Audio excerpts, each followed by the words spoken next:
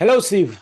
Welcome to the online house of Metal Chaos. I hope you are doing great. I'm doing great. How are you? I'm okay. I'm okay. My sinuses are a little bit funny, but we will make it. We will work it through that. So let me start right away.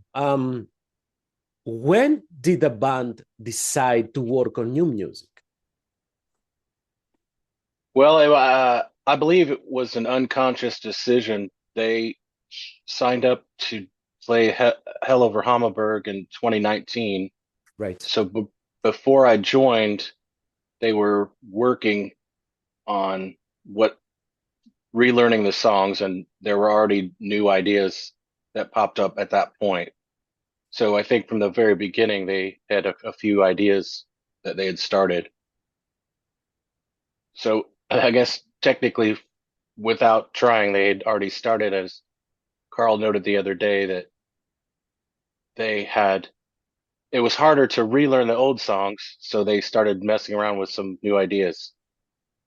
And then by the time I had joined a few weeks or maybe a month or two later, they already had two songs that they had started working on, but they didn't have any real plans to record an album at that point.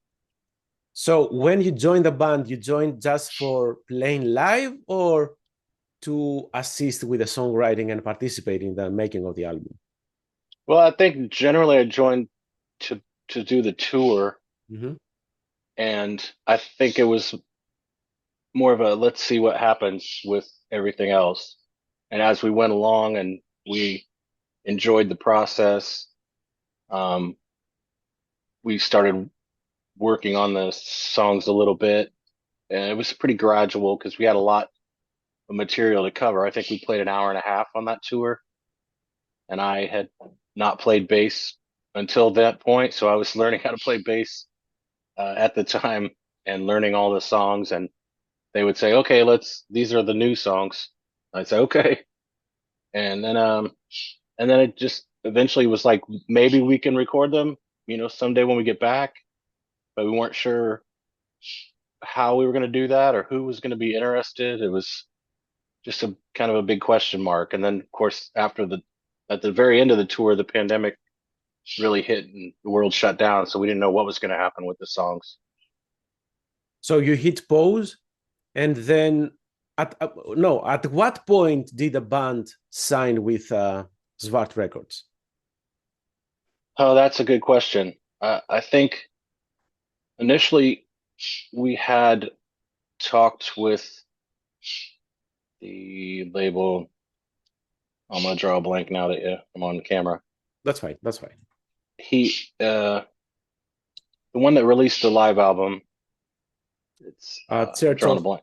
Church. Church Within. Yeah, and then there were plans to re-release the early albums, and then during the pandemic, that guy just kind of vanished off the scene and stopped responding to emails. So Oh, after that, Carl reached out to Spart and started talking. They said they would be interested, and then they split up into two factions. So the two main guys weren't working together anymore. So we weren't sure then if we were still going to do it with Svart. And no. then finally, we were like, we're ready to record. And they went, okay, yeah, we're still good for this. So because as I understand it, which is very limited understanding, there were two main guys, and one guy decided he wanted to do something different, and so he went to start his own thing later on. So I think that he can't immediately start with a new label. I'm not really sure of all the details. Anyway, we weren't sure what was happening, so that just added a lot of time and a little bit of confusion. But once we finally got a hold of everybody and they were all good to go, we recorded the album last September in 2023. So this uncertainty with the label, did it add any? Did it mess up with the confidence? Like maybe we shouldn't do this, or the band was dead set. let's release the album no matter what? I think we were pretty dead set, but at the same time, we weren't sure what would happen to the songs. Yeah. If they paid for the album and we wanted to put it out ourselves, we'd have to buy it back from them. So we weren't 100% sure if that was possible or how that would complicate everything. Okay. So I felt fortunate that it all ended up working out. It just took like an extra year and a half for things to finally happen. So why the similar cover artwork?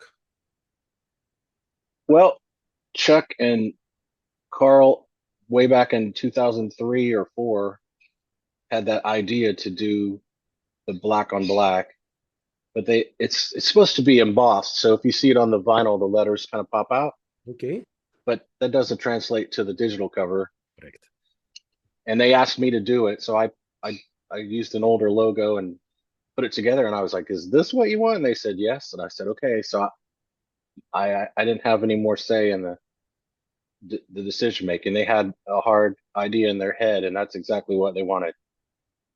So the back cover is a little more interesting. It has us as zombies. Oh, it's similar to the Embrace the Lies? Visualize. Yeah. Visualize. Yeah. Yeah, that's the back cover. They use that for the video, the first little video. The three zombie Gates guys. It's a pretty cool piece of art. We get commissioned from an artist, and I won't be able to tell you who that is without looking it up. So, what about the title?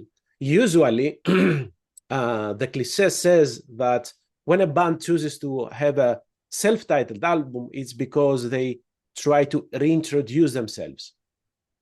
I think that's fair to say. I don't remember any other titles really floating around. It was more like, I don't know if Carl came up with that. We're just going to go ahead and call it the Gates of Slumber. And everyone said, okay. So it's definitely a reintroduction, kind of a new chapter. So it was just something that the guys felt really strongly about. I've already heard a little bit of, people on the internet who are unhappy there is not a sword and a barbarian or What? some stuff on the cover, but that's to be expected. Those guys have had some pretty amazing, art pieces on their albums for a long time. So to come out with something very minimalist, it's a little bit different, but it's a new day, and this is probably the only time we'll ever do that. So we're pretty proud of the album itself. I thought that the main focus should be on the music. The band returns from the studio after what, 13 years, and we are talking about the cover artwork. Yeah. Well, I guess that's just the nature of the beast. Yeah, of the new beast, right? Right. How people are. I me personally, I wasn't in the band until 2019, and I'm still forming my identity and sound as a bass player, and I really enjoy that part. And I feel very fortunate to be able to play with these guys and to take over that role. It's just kind of an honor for me, just in general, but to have gotten to work on the songs and contributed some vocals, it was kind of like a dream come true. And that a lot of people really like the album is kind of icing on the cake, because we would have, if we decided to do the record, even if nobody liked it, we'd still be proud of it. You know what I mean? And there are some expectations. They're a band that accomplished quite a bit over the entirety of their career. So I think so far everyone is thinking that we're living up to the past, if that makes sense. Yeah, and I like the fact that you have some singing parts there, right? But still, Yes. the sound is 100% the Gates of Slumber. So it's almost like, it feels like you have been with these guys for longer than 5 years. It feels like it. I mean, I think the pandemic was a weird time, so that really slowed everything down where Mm, nothing would be happening and you didn't really know, are we going to be able to play again? Are we going to finish the record? Can we finish these songs? And then on top of all of that, Carl's taking care of his father, who's 81 years old. He's his primary caregiver. So it's even difficult for him to practice sometimes because, his dad is his main priority and he works from home so he can be able to be there if, there's an emergency or something's happened. But it's limited what we've been able to accomplish, right. in the process. You also contributed to the songwriting, right? Yes. Did you offer riffs, guitar riffs, or bass lines? Because you said, I did. I mean, I come up with all the bass lines for the songs, unless someone had an idea for one, which I'm not sure that they did. But there were a couple songs that I brought in the riffs for. One was "We Are Perdition," Mm, and the other one was "The Fog." And I had pieces of "The Fog," like three riffs, but I didn't want to arrange it myself. I wanted to bring it in and see what we could cook up. And at first, it was weird because they were good riffs, but it didn't go anywhere. And then once, Carl made some suggestions to break the riff in half and like split it up, call and response. Then we had a little bit of a direction. Then he wrote the bridge for it. But the rest we kind of laid it out the way that I had envisioned it. And "We Are Perdition," I had written lyrics for it, but I wasn't sure that people wanted to hear me sing. If that makes sense. So we went back and forth, and he was singing it for a while, and then he was like, "Well, if you wrote it, you might, you should sing it." And I said, right. "Okay, well, if we'll practice it, and if it feels okay, we'll do it." So what we did on that song, I sing the verses, and on the chorus, his vocals carry the lead, and I carry the harmony. So already there's been some reviews that said that Carl's voice sounded like some someone else. It's actually me. So I sing mainly harmonies on the record, and then the very ending of "The Fog," I sing a lead part, and those two verses on "We Are Perdition," I think, and that's pretty much it. And then Chuck came up with the riffs, I believe, for "Embrace the Lie," which originally was titled "The Keep," Hmm.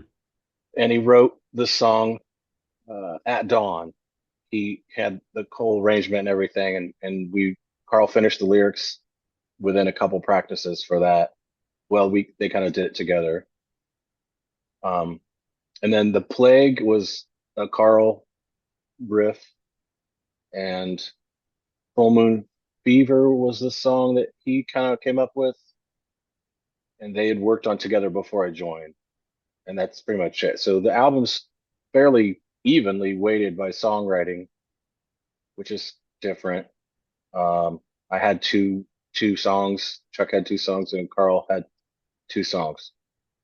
Um, but I feel like it's a good flow, even though it's a little shorter than people were expecting. Um, it would have been strange to have one side be a little longer than the other. I don't know. There's a good balance, so we're pretty happy with it. For starters, we should be happy to see the Gates of Slumber back, right? Yes, if as a fan, yes, I was a fan too. I almost didn't get the gig because it was between me and someone else, and then if I almost had it but I didn't get it, then I would always be like, what if I had been in the Mm, band, but um I I've always been a fan of the band and watched those guys do amazing things, and uh I knew that if they did a new album, it was going to be, you know great stuff. They've just got a whole catalog of great stuff. um I don't even know all the songs on bass yet, so if somebody yells out "Ice Worm" at the show, we can't play it. I don't know it yet. And to me, it's very impressive to see the confidence of bringing someone new to the band and having him not only contributing to the songwriting but actually singing some parts without altering the identity of the band sound. Well, that was my concern as well at the beginning. If I came up with this song, I don't want it to feel like Devil to Pay or Apostle of Solitude. I don't want people to get that impression, and I definitely want to make sure that it feels right. So that was my big caveat. If let's try this. If you think it's in line with the rest of the material and it sounds like the Gates of Slumber, then I'll go ahead and sing it. And Carl was like, "Yeah, let's do it." And so I would hope that if it really sucked, they would tell me, like, "Okay, don't do that."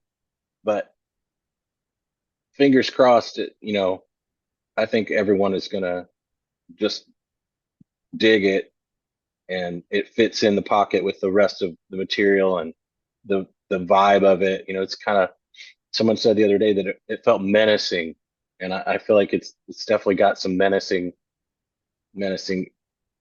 twisted, evil vibes to it, which we love. And hey, when someone says that in this song, Carl sounds a little bit differently, and it's you, that again speaks volumes on itself, that you didn't change the band's identity, rather you became part of it. So you should take this as a I don't know, a badge of honor maybe. Oh yeah, definitely. I'm very honored. I mean, there's other material too that we had played around with and that was that didn't fit. And Carl brought up a song that he wrote, was kind of a southern rock, more contemporary rock song, and he said, I never wanted to do this for Gates, but I've always loved this song. And I was like, well, that's really good. Maybe we should record it under a different name, because the band has a distinct sound or an expectation of a sound, and that kind of feeds into that. So I think he already kind of knew that too. Although the Wretch material, that band he did Mm-hmm. uh, after the Gates, it was it was different, but it still sounded Gates to me. Yes. And he, in his mind, sees it as a starkly different thing.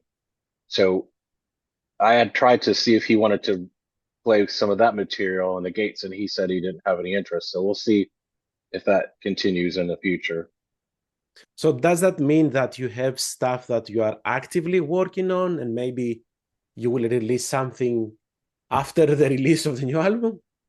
Yes, we have three new songs that are finished that we haven't recorded yet that are for a split EP with an unknown, with I say an unnamed band. We're not really announcing the details yet, and those songs are ready to go to the studio. And I'm just not sure when. One Okay. of the songs was a song that Jason McCash had written before he passed. He had demos that he had given to Chuck, and so we took one of those songs and turned it into a new Gate song. That one's called Revenant, and it's pretty epic and very, very doomy. And that's been kind of an honor to him. And there may be another one down the way, not 100% sure. But in the meantime, we have a Patreon, Mm-hmm. um, and people joined it. And since the pandemic, we would record, even before actually, we would record practice stuff and new ideas and improvisations and new riffs. And so all the Patreon fans would sit here and listen to us play these half finished new songs. So there's probably three-quarters of an album's worth of stuff that's waiting to be finished. I know Chuck had a brand new song just this past couple months. I had a couple songs, and then there were at least two or three jams that were really, really killer. But all those have to be organized and arranged and worked on. I know there's enough material probably for an entire album if you think about it. Um, but we spent all that time working on the album, and then now the EP uh, whenever we get a chance to record that, that'll be good to go, and we'll see what happens. As we usually say, there is chemistry between the three of you. If you have an album coming to be released and then another one almost. So yeah, I'm expecting to hear more great things from you guys. What about touring though? What are the plans on that aspect? Well, right now, because of Carl's father's situation, we are unable to really do anything. Correct. We talked about a local show, but so far that hasn't happened yet. And maybe CD release, album release may happen in the future. But I'm not really sure when things will change. I mean, it's been getting tougher, I think, for him. So, at some point they may have to, make some changes for that situation if it gets untenable. And at that point, the schedule might be a little more free. So it's really kind of up in the air. Yeah. Unfortunately, I know that the guys would love to go back to Europe and do another tour, and that would be great. But family comes first. So always. Yeah. Always. Last question. Anything from Apostle of Solitude and Devil to Pay? The latest news. Well, Apostle has a bunch of new songs, and we are hoping to record those in the spring, really as soon as possible, because we want to come back in the fall for some European touring shenanigans. And so we have a lot of songs, almost too many songs at this point that there are a bunch that are done but don't have all the vocals finished, and then there are another bunch that are waiting to be fleshed out. Devil to Pay, we got a new drummer and a new bass player and unleashed the band back in August, maybe. And we played 2 shows, and then the drummer hurt his elbow, so we're taking a break for him to heal his elbow. And we have new material as well that we're going to hopefully record soon. Lots of music from bands. So trying to stay as busy as possible. Yeah. Thank you very much for your time. Give my best to the other guys. As you grow older, life becomes even tougher. So it's totally understandable. All these mishaps to get in the way. But as we said, family comes always first. Yeah, definitely. So hanging in there, man.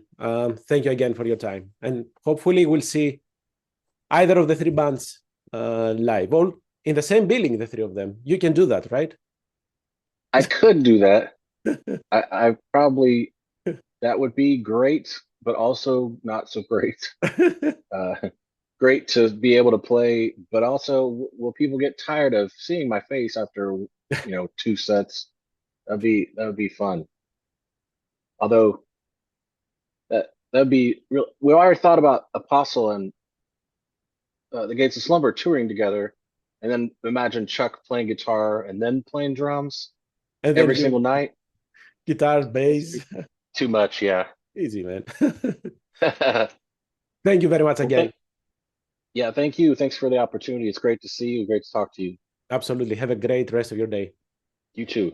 Bye-bye.